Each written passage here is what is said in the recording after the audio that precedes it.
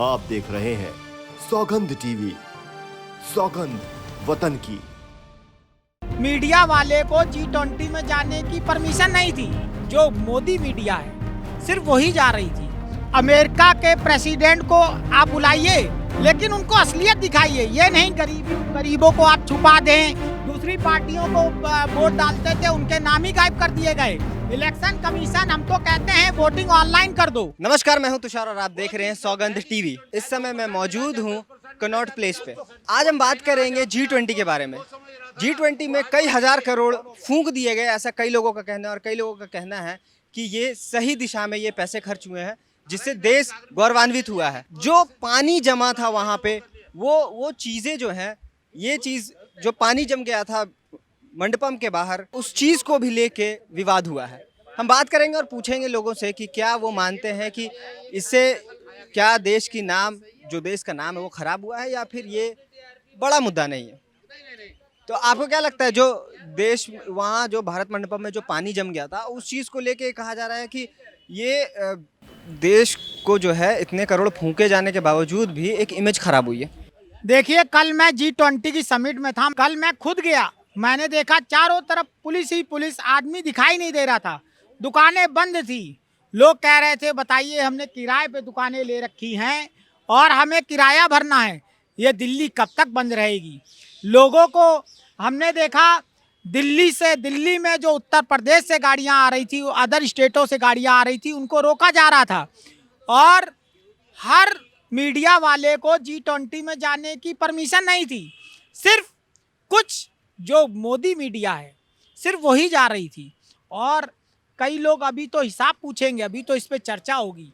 और माननीय राहुल गांधी जी ने कहा कि आप सत्र खोलिए, हम बोलेंगे।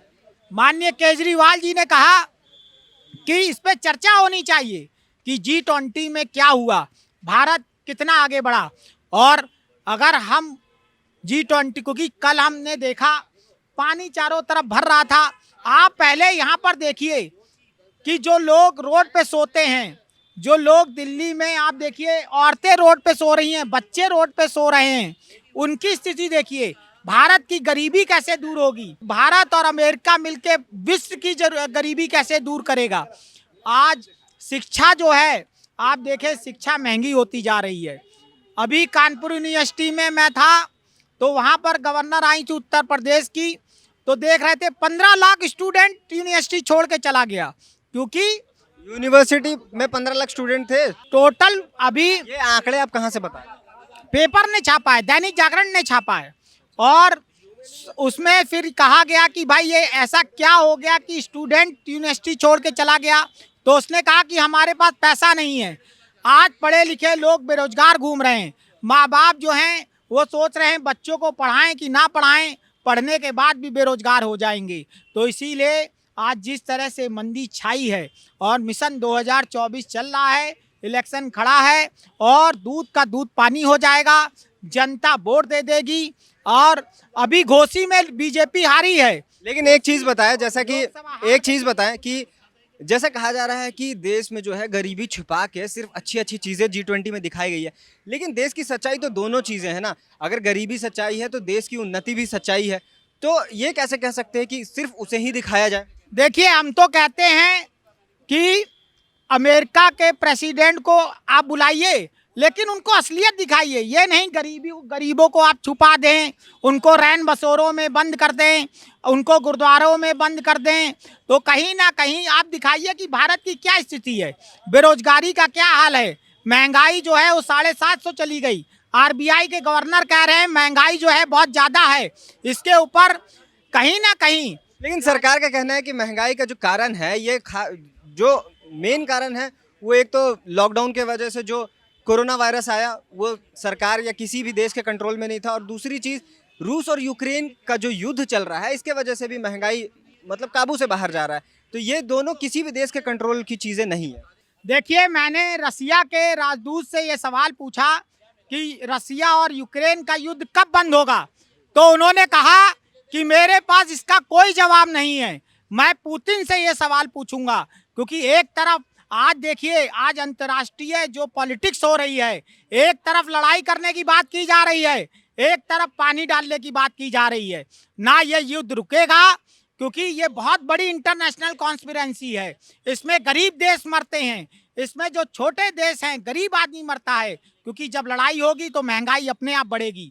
और आरबीआई के गवर्नर ने कह दिया है कि आज अभी 6.5% महंगाई दर थी, आज 7.5 हो गई, और इसको 9.5 होने में ज़्यादा समय नहीं लगेगा। इसीलिए आज विश्व में एक तरफ हम शांति की बात कर रहे हैं और एक तरफ हम लड़ाई जारी कर रहे हैं। तो कहीं ना कहीं आज बहुत चिंता का विषय है कि मोदी जी को देखना चाहिए कि हम 140 करोड़ जो जनता है उसको हम कैसे मजबूत करें, आज कैसे हम युवाओं को अच्छी शिक्षा दे पाएं, आज कैसे युवाओं को हम रोजगार दे पाएं, आज कैसे हम सरकारी हॉस्पिटलों में भ्रष्टाचार खत्म कर पाएं। क्योंकि आप देखिए, सरकारी डॉक्टर वहाँ बैठता नहीं है, प्राइवेट में बैठ के देखता है। और आप हॉस्पिटल जब जाएंगे, लंबी लंबी लाइनें हैं, आप थक जाएंगे, फिर आप हड़ के भाग जाएंगे प्राइवेट में। वहाँ दवाएं नहीं हैं, बेड नहीं है, आपको भर्ती नहीं करेंगे। आप कहोगे भाई मेरी तबीयत खराब है, तो कहेंगे आप लगी नहीं रहे हैं, आपकी तबीयत खराब है। तो इस तरह का जो प्रचंड चलाया जा रहा है, अभी बहुत काम करने की ज़रूरत है। फ्री शिक्षा की ज़रूरत है, फ्री हॉस्पिटल की ज़रूरत है।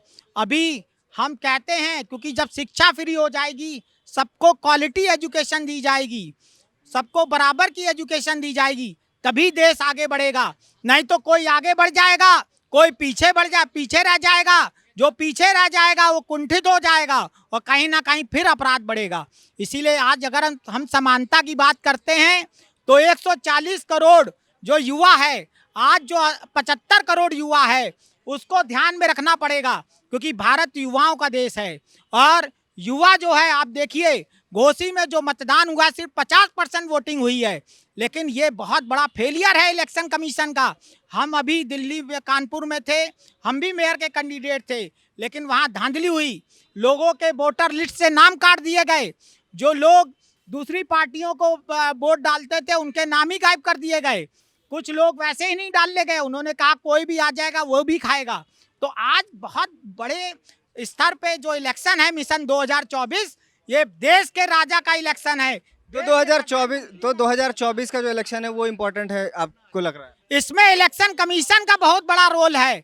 इलेक्शन कमीशन, हम तो कहते हैं वोटिंग ऑनलाइन कर दो।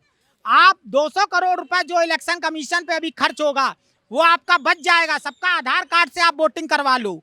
हमने कहा ये ऑनलाइन वोटिंग करवाओ, जिससे तो आपका ये सुझाव है कि ऑनलाइन वोटिंग होना चाहिए जी। एक लिस्ट में जिनके भी नाम छूटे हैं, मैं कहूंगा इलेक्शन कमीशन से कि बहुत बड़ा इलेक्शन है और किसी का भी नाम छूटना नहीं चाहिए। और सभी लोग अपना वोटर आईडी कार्ड, क्योंकि ये भारत के प्रधानमंत्री का इलेक्शन है, अगर भारत का प्रधानमंत्री गलत चुन लिया गया तो आपको 5 साल फिर झेलना पड़ेगा, फिर बेरोजगारी झेलनी पड़ेगी। यहाँ बात करते हुए हमने जाना कि जो G20 में जो भी खर्च हुआ था, कई लोगों का मानना है कि इतने खर्च करने के बाद भी अगर गरीबी छुपानी पड़े या फिर पानी जम जाए, जो 20 देश जो आए थे उनके सामने हमारी फजीहत हो, तो ये तो शर्म की बात है। लेकिन साथ ही साथ जो देश की जो उन्नति हुई है उसे दिखाना भी एक सच्चाई है। तो मैं था कैमरा पर्सन अंकित के साथ तुषार, सौगंध टीवी। आप देख रहे हैं सौगंध टीवी, सौगंध वतन की।